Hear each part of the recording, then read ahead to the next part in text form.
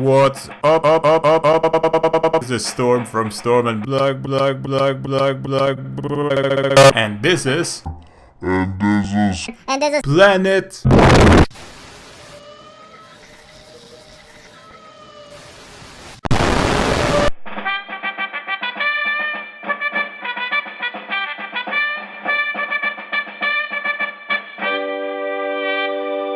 Planet Flood B is the sequel to Planet Flood A, and your mission is to insert behind enemy lines, retrieve the Forerunner ship, and bring it to the UNSC.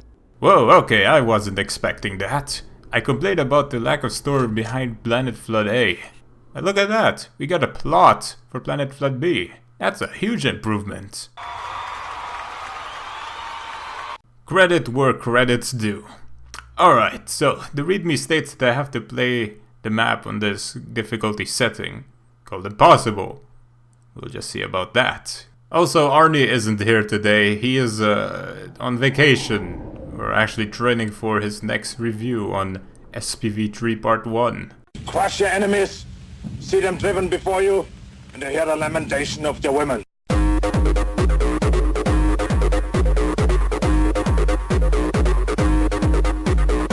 I'll try and cover for him. I'll try. First of all, I'll be comparing this to Planet Flood A lot. Because, well, we're trying to help the map author here, aren't we now? I think, because what comes after B? Now, what starts with the letter C? What do you want?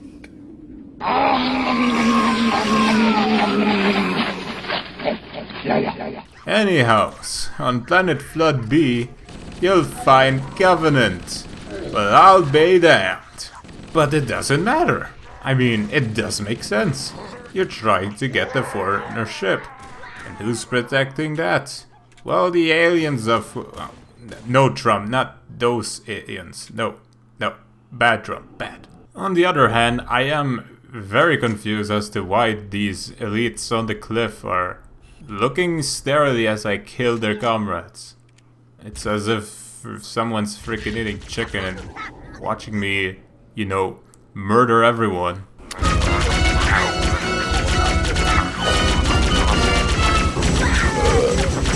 Till now, I find this impossible difficulty quite manageable. There were few instances where I have died in this part. Well, it could have died, but seems like it didn't happen. Does it also count that you find a jackal spawn in the middle of a corner and then shit on them for no reason? Does it count that an elite wielding a huge anus of Kirby actually laughs at you when you die? And does an alien invasion encounter disrupts you by a huge horde of floods? Oh yeah, I forgot to mention, there are floods in Planet Flood B. Ain't that surprising? I was so scared by the arrival of the flood that I had to flee, jump off a cliff, and land on a tree for some reason, but it kind of reminded me of an encounter I had in Mayoko where two Jigs came to me and then said, oh, you want some good shit? But I didn't want some good shit, and they intended to give me some good shit, but in the end they didn't give me some good shit because they gave me a box filled with surprise penises.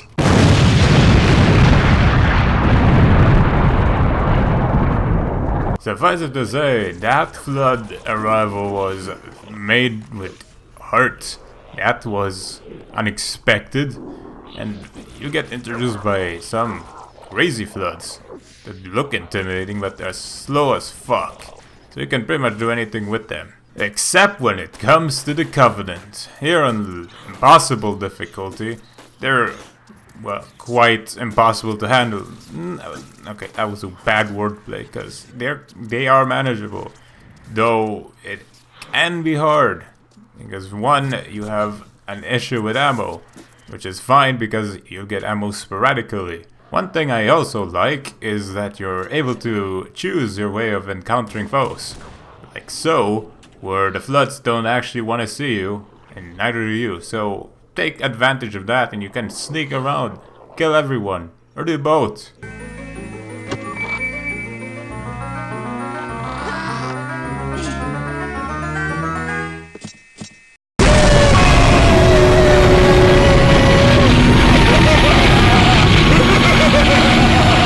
And then after all that, you will get away from the cold and get into the scene where you have to kill the sleeping grunts before Big Daddy Elite shows up. Well, we all love that, don't we? The one thing that didn't get copied out of Bungie's script book is breakable glass. Because here, you will not break glasses, but fun stuff. Their shots actually go through. Sometimes. For some reason. Man, if only someone beta tested this wouldn't have happened. If only someone beta tested this wouldn't have happened. If only someone beta tested this wouldn't have happened. I'll rip your head from your body.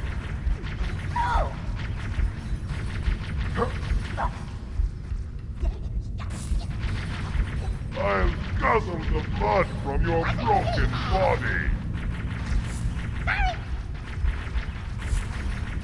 I'm going to enjoy killing you. Once we progress, we'll be introduced to yet even more custom BSP in this cave. The very, very annoying thing about this is that on the left side, you'll find loads of Covenant pokies. Now what's the problem, you say? Why not just kill them? Well, there are plentiful of them, and you don't have the ammo to spare. So what are you gonna do? You're gonna run away from them. The problem is, you won't know when they'll actually notice you. There's a range at where they're gonna attack. Where is that range, you may ask? Well, exactly at the point where you wanna jump off to the next platform. That's just cheese. And not only that, even if you do pass on all the platforms, you get blindsided by more flood, which in itself is like a low blow to you. This is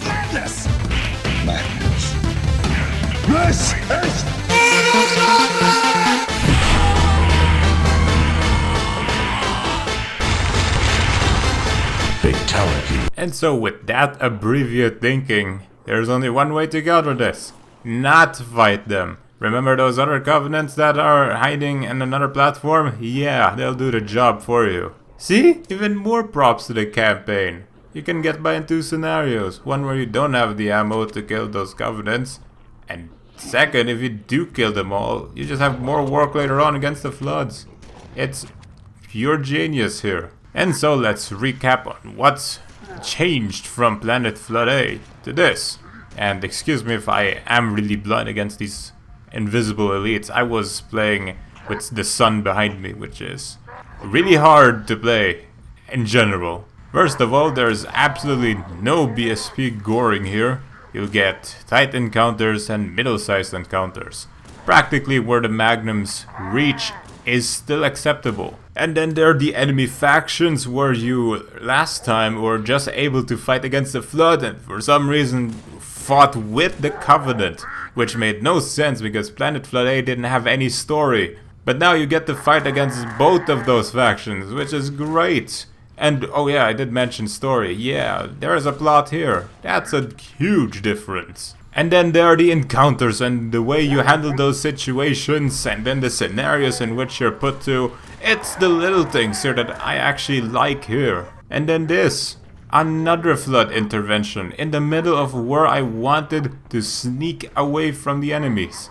Now I can do that even more comfortably.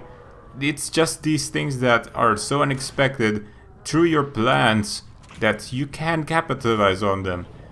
And although it might be really bad for you in the end, it's still a fun thought.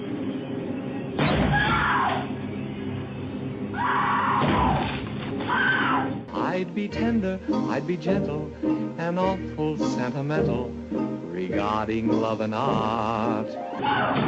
After passing through all those endless corridors, don't worry, I'll get to that later, we get to be yet again in a kill the sleeping grunts before Big Daddy Elites finds you. Yeah. This particular part of the level was so annoying to get out of because I got reminded that this is a difficulty level that calls itself impossible. Well, at least I get reminded that it is that way each encounter further on. It's like it's getting harder and harder if you know what I mean. What's gonna happen when you push the first button?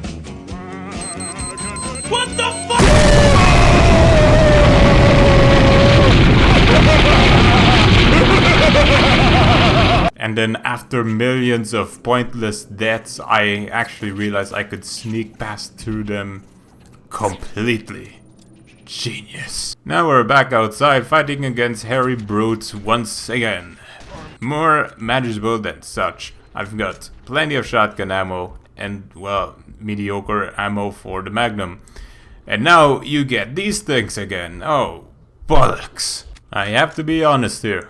I wouldn't have expected them to, well, appear at all.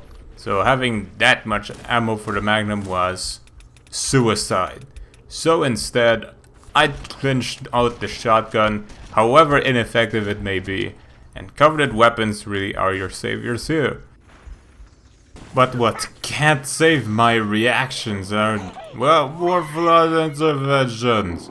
Here we have these things back. Hooray! With their stupid dead animations that still make them look like they're alive. Fun stuff. Though get this, the floods are never faster than you are. Well, except if they're jumping straight at you. Which is why it's really effective if you just walk in circles. Because then, you'll get a huge clusterfuck. This will be fun, killing floor style, killing frenzy. And you can also spare your ammo this way if you're having problems doing that. Literally, walking on circles is a frickin' cheat. But thank goodness there's a balance to that. Because there's one creature that you cannot do circles on. Oh, fuck. That's it.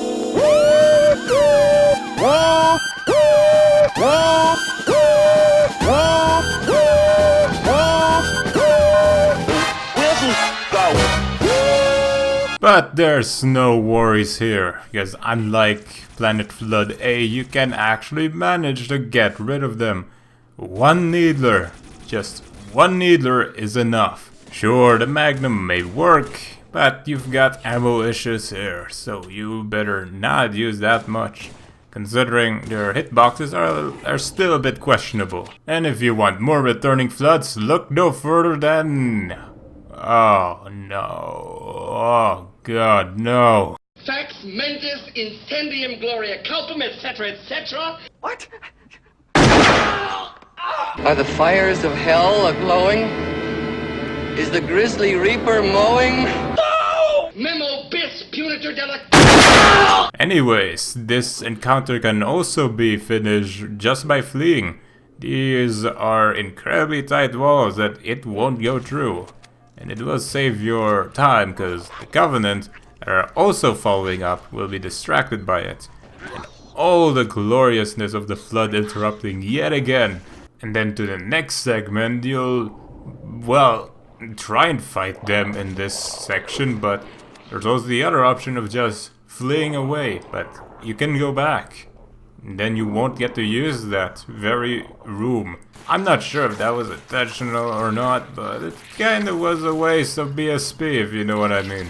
It's like I couldn't have said it any better, unless Arnie has something to say, but he's not here right now. He's somewhere out there training really hard for the next review. Yes. Who is your daddy? Now imagine you have all sorts of guns that were perfect against floods, and then you have to fight against these buggers again. Oh, what a slap to the face. But that's a-okay, because for the third time the Needler will save your day. God, do we all love the Needler so much? Or maybe it's just me. It could be just me. Or does anyone else agree with me? So, they're all here.